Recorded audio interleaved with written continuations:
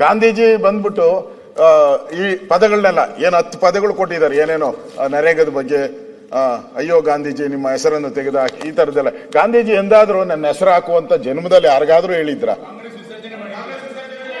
ಎಂದಾದ್ರೂ ಒಂದು ದಿನ ಗಾಂಧೀಜಿ ನನ್ನ ಹೆಸರನ್ನ ನೀವಿಡಿ ಅಂತ ಎಲ್ಲಾದ್ರೂ ಹೇಳಿದ್ರ? ಯಾವತ್ತೂ ಹೇಳೇ ಇಲ್ಲ. ಗಾಂಧೀಜಿ ಹೆಸರು ಅವ್ರು ಹೇಳಿದ್ರು, ಕೊನೆಯಲ್ಲಿ ಹೇಳಿದ್ರು, ಕಾಂಗ್ರೆಸ್ ಮುಂದೆ ಏನೇನು ಸ್ವಾತಂತ್ರ್ಯಕ್ಕೋಸ್ಕರ ನಾವು ಕಾಂಗ್ರೆಸ್ ಅನ್ನ ನಿರ್ಮಾಣ ಮಾಡಿದ್ರಿ, ಸ್ವಾತಂತ್ರ್ಯ ನಮ್ಗೆ ಸಿಕ್ಕಿದೆ, ಈ ಕಾಂಗ್ರೆಸ್ ಅನ್ನ ವಿಸರ್ಜನೆ ಮಾಡಿ ಅಂದ್ರು. ಮಾಡ್ಲಿಲ್ಲ ಅವಾಗ. ಯಾಕಂದ್ರೆ ಕಾಂಗ್ರೆಸ್ ಇದ್ರೇನೆ ವೋಟ್ ಬರೋದು ಅಂತ ನೆಹರು ಅವರಿಗೆ ಅನ್ಸಿತ್ತು, ಅದಕ್ಕೋಸ್ಕರ ಮಾಡ್ಲಿಲ್ಲ. ಅದು ಅವ್ರ ಹಣೆ ಬರ. ಮಾಡ್ಬೇಕಾಯ್ತು, ಮಾಡ್ಲಿಲ್ಲ. ಇಲ್ಲಿ ಗಾಂಧೀಜಿ ಹೇಳ್ದೇ ಇರೋ ಪದಗಳನ್ನೆಲ್ಲ ಹೇಳೋದು ಕಾನೂನು ಉಲ್ಲಂಘನೆ ಅಲ್ಲ, ಸ್ಪಷ್ಟ. ಅದು ಸರ್ಕಾರದಿಂದ ಕೊಟ್ಟಿರೋದು. ಇದು ಮಹಾತ್ಮ ಗಾಂಧೀಜಿ ಒಂಥರ ಅಗೌರವ ಮಾಡ್ದಂಗೆ, ದ್ರೋಹ ಬಗ್ದಂಗೆ ಅಲ್ವಾ ಇದು? ತಪ್ಪಲ್ವಾ ಇದು?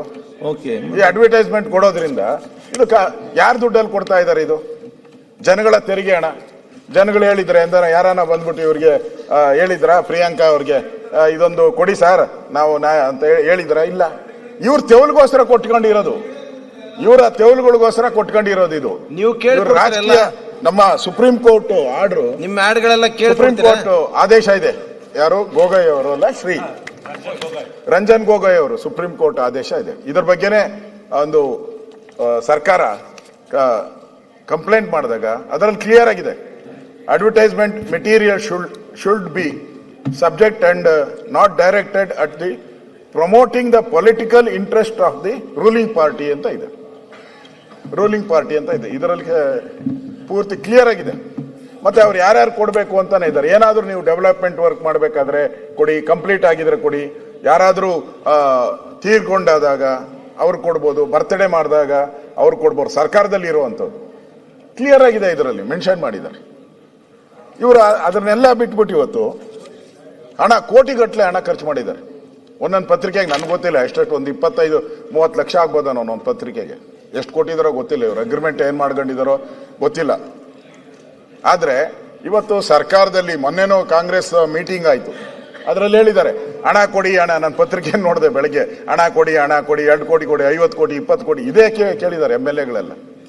ನಮ್ಮ ಕೆಲವರೆಲ್ಲರೂ ಕೂಡ ಈ ಮೆಡಿಕಲ್ ಬಿಲ್ಗೆ ಕೊಡಕ್ಕೆ ಸರ್ಕಾರದ ಕೈಲಿ ಆಗ್ತಾ ಇಲ್ಲ.